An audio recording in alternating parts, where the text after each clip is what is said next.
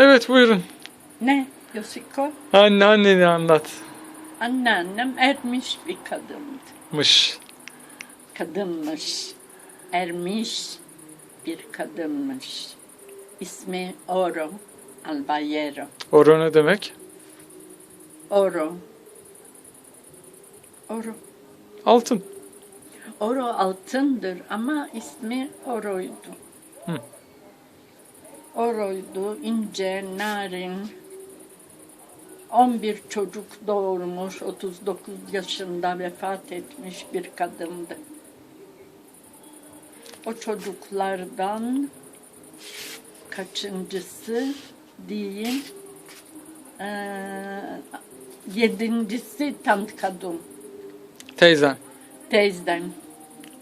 Annemin ablası Sultana Nasi Alvayero'nun ablası. Hı. Kadın Salah Alvayero. Ne demek kadın? Kadın, Ne demek kadın? kaden, Yani. kaden, kısmet, kısmetli Niye bu isim vermişler? vermişler çünkü çok uğurlu gelmiş babasına. Çünkü babası fakirmiş. Fakirmiş o zaman ve kızı doğduktan sonra yağmur sularını biriktirdikleri bir küp vardı ve bir sabah o küpün şarap olduğunu fark etmiş. Kızına da kaden, kısmet manasına gelen kadın ismini vermiş. Ve bir sene şarap satmış dedem. Tant kadın iyi kalpli, temiz kalpli, güleç yüzlü ve kanaatkar bir kadındı. Aynı zamanda çıkıkçılık yapardı. Biraz da şey yapardı. Ne demiştim? Okurdu. Üfürükçülük. Üfürük gibi okurdu. Kalbi temizdi. Onu da annesinden almıştı. Öyle görmüştü. Çünkü anneannem biraz karışmış gibi anlatırlar bana da. Tam kadının da anlattığına göre o zamanki küçücük evlerde çalışıyor mu? O küçücük evlerde bazı gece kapıları çalınır, pencereleri çalınır, patırdılar olur. O zaman çocuklar ne olduğunu bilmez. O da demiş ki hadi çocuklar evimizi istiyorlar. Kalkın gidiyoruz. Çocuklar anlamaz. Peki derlermiş. Anneannem Oro Albayero söylenerek peki öyle olsun evi size bırakıyorum güle güle kullanın diye dua ede o kerevetin üstünde ne kadar toplu iğne varsa örtüleri tutturdu. Hepsini çıkarırmış. Çocuklarını da alıp komşuya gidermiş. Sağ taraftaki komşuya. Hadi ev sizin olsun.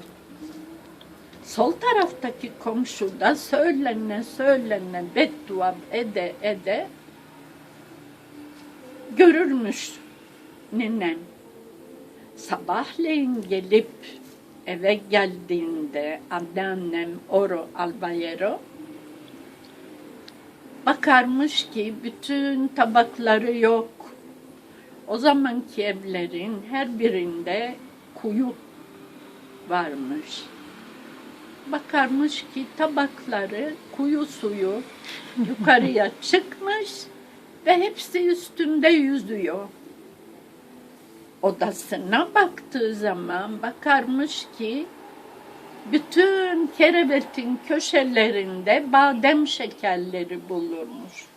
Anneannem hepsini toplar ve hadi iyi günlere olsun, düğününüz vardı, Allah mesut etsin diye Nasıl derdi İspanyolca? bueno que pasen, bueno que vean, bueno que me dejen dermiş. Toplarmış evi, gider çocuklarını getirirmiş ama bir de duyarmış ki komşu beddualar okuyor. Komşu evi bırakmak istemezmiş. Bir de bakarmış ki sabah bütün tabakları kırık, bütün örtüleri yırtık ve hep söylenirmiş. Bu hale mi gelecekti?